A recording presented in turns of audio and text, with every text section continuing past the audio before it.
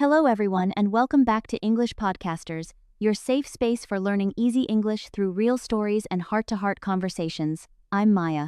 If you're listening right now, maybe in your kitchen or on a long bus ride home, pause for a moment and take a small, deep breath. By pressing play, you're already taking a brave step in your English journey. Even listening quietly is practice that builds your future and your confidence. Hi everyone, I'm Leo, and I am so happy to be here talking and learning with you today. Maya, I have to be honest with you. I'm feeling a little bit slow today. To be honest, I'm still a little sleepy. Oh no, Leo. Didn't you sleep well? I did, but I stayed up much too late watching a new series on TV. I told myself just one more video, and suddenly it was 2 a.m. So you haven't finished the series yet? No, I'm still only on episode 3. Well, friends, did you hear what we just did? We used today's topic naturally without even thinking about it. Today, we are talking about how to talk about your progress using two very small but very powerful words, still and yet. These words look tiny, but they completely change the feeling of a sentence. They really do. Many beginners feel confused by them, or they only use still for everything because yet feels scary. But today, we're going to make it very clear in a relaxed, practical way. We want to help you move away from textbook English and start using life English, the kind that helps you describe your goals and your growth. I love that. And friends, before we dive into our magic words, we have a small request. If this podcast helps you feel even a little more understood or confident, please subscribe to English Podcasters and click the like button. It really supports us and helps our family of learners grow. So, Maya, let's start with the basics. What does still actually mean in our daily lives? For me, Leo, still equals continues. We use it when something started in the past and it has not stopped. The situation has not changed. For example, if you say, I am still tired, it means you were tired before and you continue to be tired now.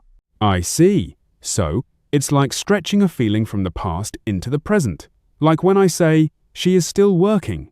She started earlier and she hasn't finished. Exactly. Now, let's look at yet. This word is the waiting word.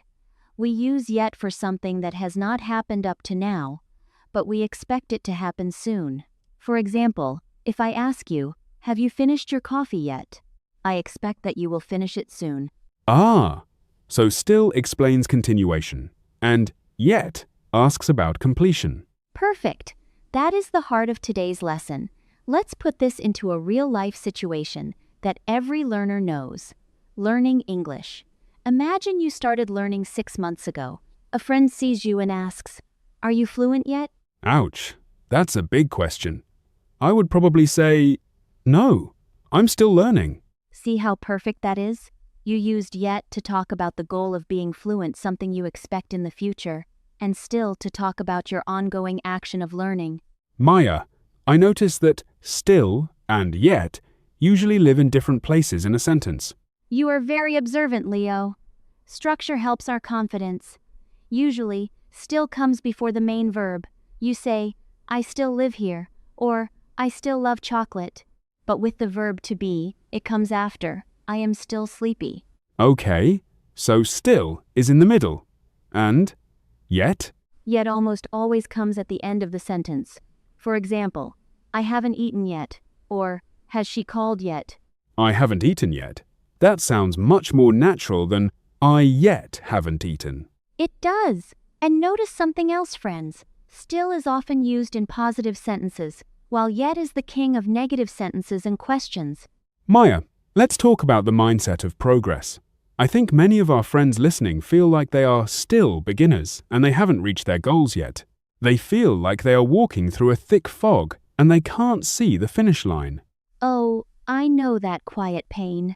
But friends, please hear me. Progress is not a straight line. Some days you go up, some days you feel flat, but hidden learning is still happening inside your brain. If you feel slow, remember that slow is not bad. Slow means careful. You are learning at your own pace, and that is okay. I agree. Instead of thinking, my English is bad, try saying, my English is getting better. Or even, I'm not perfect yet, but I'm still improving. That sentence is gold, Leo. It uses both words to show a healthy mindset. Now, let's get very practical for our friends. Let's talk about waiting for news. Imagine you applied for a job. Oh, that is stressful. Day 1, no email. I say, they haven't replied yet.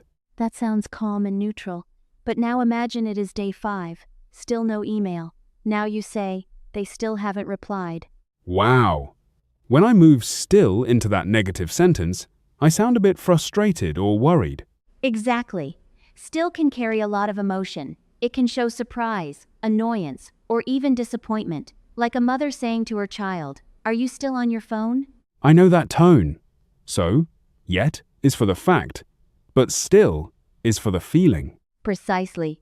English is not just math, it's human. Now, let's talk about another common mistake I hear. Some learners say, "I am still here yet." Wait, can we use both together? Usually no, they have different purposes. If you say, "I'm still here," it means you haven't left. If you say, "I'm not here yet," it means you haven't arrived. Choose the one that matches your meaning. That makes it much easier. Don't overthink, just feel the situation. Maya, what about the fear monster? Many learners stay silent because they are afraid of mixing these two up. Friends, listen to me clearly. Mistakes are your best teachers. If you say, "I didn't eat still," instead of "I haven't eaten yet," people will still understand your story. Communication is a bridge, not an exam. Perfection never comes, but brave English, speaking even when your voice shakes, is what builds your future. I love that. Brave English. Having an accent or making small grammar mistakes just means you speak more than one language. That is a superpower. It truly is. Now, let's try a little role play for our listeners, so they can hear these words in a daily routine at home. Leo, imagine you are supposed to be cleaning the kitchen, but you are actually watching a movie. Okay, I'm ready. Hi, Maya. What's up? Leo, have you finished the dishes yet? Not yet. I'm still working on them. Really? You've been in there for an hour. Are you still watching that series on your phone? Maybe. But I'm still going to finish the cleaning, I promise. See how those words just start to flow? We didn't need big, scary vocabulary. We used simple patterns to talk about a real situation. I noticed something important in that role play. Maya asked, "Are you still watching?" Because the action started in the past and was continuing when it shouldn't be. Exactly. It showed my surprise. Now, let's talk to our friends who are having a flat day. Maybe you've been studying for months and you feel like your English is still the same. On those days, it is easy to forget your why. Why did you start this journey? Maybe it was for a better job, for travel, or for your own pride. That reason is still there. And even if you only learn one new thing today, like the difference between still and yet, that is a small victory. And small victories build big confidence. On your hardest days, don't run, just don't stop. Don't run, just don't stop. I'm going to write that on my notebook. It's like walking in the rain. It's uncomfortable, but as long as you keep moving, you are winning. Let's look at another situation. Waiting for a bus. You are at the bus stop. The bus hasn't arrived yet. You check your watch. You say, "I'm still waiting." And if my friend calls and asks, "Are you on the bus yet?" I say, "Not yet." Perfect. Notice that "not yet" is a very common and natural short answer. It's much better than saying "I am not on the bus." It shows expectation. Maya, I have a question about the word already. Sometimes it feels like the third cousin of still and yet. You're right, Leo. Already is for things that happened sooner than expected. For example, if you finish your homework at 4 p.m., and I expected you to finish at 6, I say, "Wow, you've already finished." Ah. So, yet is, I expect it to happen, still is, it is continuing, and already is, it happened fast. You've got it. Now, listeners, let's do a little thinking practice together. Close your eyes if it's safe. Think about your English. I am still practicing every day. I haven't reached my big goal yet, but I am closer than I was yesterday. These sentences are simple English, but they have a strong meaning. They help your brain connect words directly to your life. That is the secret to thinking in English. Connect the word to the feeling. When you think about yet, feel the hope of the future. When you think about still, feel the strength of your effort. Maya, let's give our listeners a very simple challenge for this week to build their small courage. I love challenges. Here is your English Podcasters challenge for today. In the comments below, tell us about your progress using our magic words. Tell us, what is one thing you are still doing to improve your life? And what is one goal you haven't reached yet? For example, you could write, I am still listening to this podcast to improve my English, and I haven't traveled to London yet, but I will one day. We read every single comment, and we smile because every sentence you write is proof that you are growing. Your voice deserves to be heard, even if it shakes. We are so incredibly proud of you for staying with us until the end of this episode. It shows you are dedicated to your journey and your future.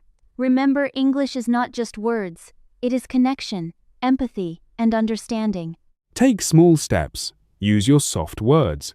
Don't be afraid of the silence, and don't be afraid of the mistakes. You are closer than you think, and you are doing better than you realize. We'll see you in the next episode of English Podcasters. Keep speaking, keep growing, and always remember, even a whisper counts as a victory. Bye-bye, everyone. Have a wonderful, brave day. Bye. Take care of yourself.